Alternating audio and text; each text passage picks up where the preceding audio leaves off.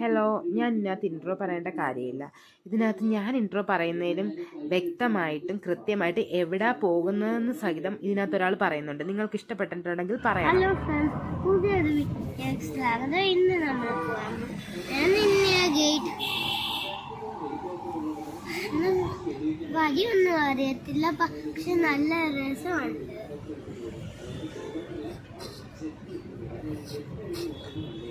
അങ്ങനെ ഞങ്ങൾ ഏകദേശം 8 മണിയായപ്പോഴാണ് വീട്ടിൽ നിന്നിറങ്ങിയത്. നമ്മൾ രാത്രി ആയതുകൊണ്ട് തന്നെ ട്രാവൽ ചെയ്യാനും നല്ല രസമുണ്ടായിരുന്നു. അങ്ങനെ ഞങ്ങളൊരു ഏകദേശം 8:30 കഴിഞ്ഞപ്പോഴത്തേനും ഇന്ത്യ ഗേറ്റിൻ്റെ അടുത്തെത്തി. അത്യാവശ്യം നല്ല തിരക്കുണ്ടായിരുന്നു. സൺഡേ ആയതുകൊണ്ടും നൈറ്റ് ആയതുകൊണ്ടും പകൽ വരുന്നതിനേക്കാൾ ഏറ്റവും കൂടുതൽ ആളുകൾ ഇന്ത്യ ഗേറ്റിൽ വരുന്നത് രാത്രിയിലാണെന്ന് കേട്ടിട്ടുണ്ട്. പക്ഷെ ഞാൻ ഇതുവരെ പകൽ മാത്രമേ പോയിട്ടുള്ളൂ. ആദ്യമായിട്ടാണ് ഈ ഒരു ടൈമിൽ പോകുന്നത്. അതുകൊണ്ട് തന്നെ എനിക്ക് വളരെ ഇഷ്ടപ്പെട്ടു. പകൽ പോകുന്നതിനേക്കാട്ടും നല്ലത് രാത്രിയിൽ പോകുന്നത് തന്നെയായിരുന്നു. അങ്ങനെ ഞങ്ങൾ അണ്ടർഗ്രൗണ്ടിൽ കൂടാണ് ഇന്ത്യ ഗേറ്റിൻ്റെ അടുത്തേക്ക് പോയത്. അതുവഴി തന്നെ നമ്മൾ പോകുമ്പം ഓരോരോ പ്ലക്കാർഡ് അല്ല ഓരോ ബോർഡിൽ ഓരോ കാര്യങ്ങളും അവിടുത്തെ ഓരോ കാര്യങ്ങൾ മാപ്പ് അതിൻ്റെ ഓരോ അവിടുത്തെ പ്രധാനപ്പെട്ട കാര്യങ്ങളെല്ലാം അവിടെ ഒരു ബോർഡിൽ ഇങ്ങനെ എഴുതി വെച്ചിട്ടുണ്ട്.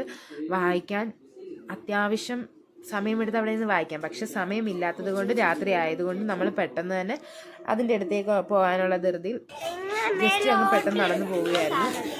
അങ്ങനെ അവിടെ പോകുന്ന വഴിക്ക് ഓരോന്ന് സംസാരിച്ച് എടുത്ത് അങ്ങനെ ഇങ്ങനെ പോവുമായിരുന്നു. അങ്ങനെ പിന്നെ അവിടെ ചെന്ന് പെട്ടെന്ന് തന്നെ മോന് കളിപ്പാട്ടങ്ങളിലേക്കാണ് കണ്ണാകർഷിക്കുന്നത്. എവിടെ പോയാലും അവർക്ക് അവരുടെ കാര്യങ്ങളാണല്ലോ വേണ്ടത്. എന്തോ ഒരു റബ്ബർ ബാൻഡ് കൊണ്ട് വലിക്കുമ്പോൾ മേളിലോട്ട് പോകുന്നൊരു സാധനം അവിടെ കണ്ടിടം തൊട്ട് എനിക്കത് വേണേന്ന് പറഞ്ഞ് നല്ല വാശിയിലായിരുന്നു.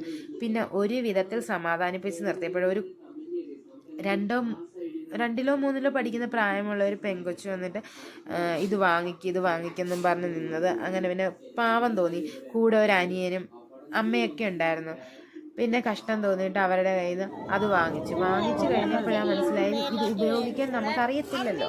പിന്നെ ആ കൊച്ചിനോട് തന്നെ അത് പറഞ്ഞപ്പം ആ കൊച്ചു തന്നെ അത് എങ്ങനെയാ ഉപയോഗിക്കേണ്ടതെന്നൊക്കെ പറഞ്ഞു തന്ന് പിന്നെ അത് കാണിച്ചും തന്നു. അത് കാണിച്ചപ്പോൾ നല്ല ഭംഗിയുണ്ടായിരുന്നു. അത് നല്ല കണക്ക് പറന്ന് മേളിൽ പോയി.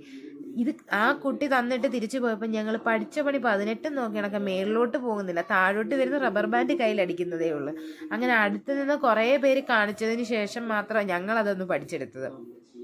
അങ്ങനെ അതും പഠിച്ച് കുറേ നേരം അവിടെ നിന്ന് കളിച്ചപ്പോൾ ഞാൻ പറഞ്ഞു ഇന്ത്യ ഗേറ്റ് കാണാൻ വന്നിട്ട് അവിടുത്തെ ഒരു കളിപ്പാട്ടവും കണ്ട് ലാസ്റ്റ് സെക്യൂരിറ്റിക്കാർ ഇവിടുന്ന് ഇറക്കി വിടും, പെട്ടെന്ന് പോയോ നമുക്ക് അവിടോട്ടൊന്ന് പോയിട്ട് വരാമെന്ന് പറഞ്ഞ് ഞങ്ങൾ പിന്നെ അതിൻ്റെ ചുറ്റിനും ഒക്കെ ഒന്ന് നടന്ന് കറങ്ങാൻ പോയി.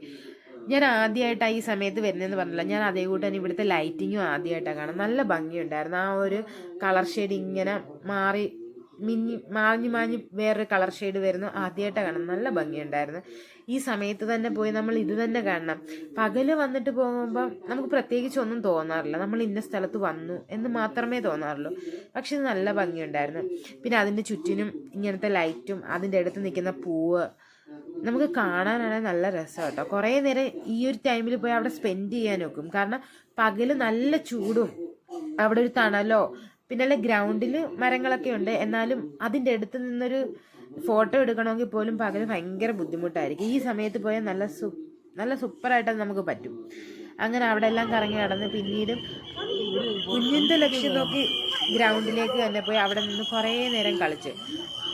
അത് കഴിഞ്ഞ് ഒരു 10 മണിയായപ്പോൾ സെക്യൂരിറ്റിക്കാർ എന്നെ വിസിലടിച്ചു അവിടെ നിന്ന് ഇറങ്ങിക്കോളാൻ പറഞ്ഞു. അങ്ങനെ എല്ലാവരും കൂടി ഒരുമിച്ച് ഇറങ്ങി പെട്ടെന്നൊരു ഓട്ടോയൊക്കെ പിടിച്ച് നമ്മൾ അടുത്തുള്ളൊരു ഹോട്ടലിൽ പോയിട്ട് ഫുഡ് കഴിക്കാൻ കയറി. മോന് പൊറോട്ട ഇഷ്ടമായതുകൊണ്ട് പൊറോട്ടയും ചിക്കനും വാങ്ങിച്ചു കൊടുത്തു. അതിനകത്ത് പോയി കൈയിടാൻ പോയപ്പോൾ കൈയിടാൻ പറ്റത്തില്ല, അമ്മ കഴിക്കണ്ട എന്നുള്ള വാശിയിലിരിക്കുമായിരുന്നു. എന്നാലും നമ്മൾ വിട്ടുകൊടുക്കത്തില്ലല്ലോ. നമ്മളും കഴിച്ചു. അഭിപ്രായമൊക്കെ വന്നു നല്ല സൂപ്പറാണ്, അമ്മ വീട്ടിലുണ്ടാക്കുന്നതിനെക്കാട്ടി സൂപ്പറാണ് കടയിലത്തെന്നുള്ള അഭിപ്രായമൊക്കെ വന്നു കഴിഞ്ഞപ്പം അവിടെ നിന്ന് അവനുമായിട്ട് 1-2 കുറ്റമൊക്കെ പറഞ്ഞു. പിന്നീട് പെട്ടെന്ന് ഫുഡൊക്കെ കഴിച്ചു. രാത്രി ആയപ്പോഴത്തേനും ഏകദേശം 11-11:30 ആയി. പിന്നീട് അടുത്ത വണ്ടി പിടിച്ച് നമ്മൾ നേരെ റൂമിലേക്ക് എത്തി. ഇത്രയേ ഉള്ളായിരുന്നു ചെറിയൊരു വീഡിയോ. ഇഷ്ടപ്പെട്ടെങ്കിൽ സബ്സ്ക്രൈബ് ചെയ്യുക, ഷെയർ ചെയ്യുക, ലൈക്ക് ചെയ്യുക.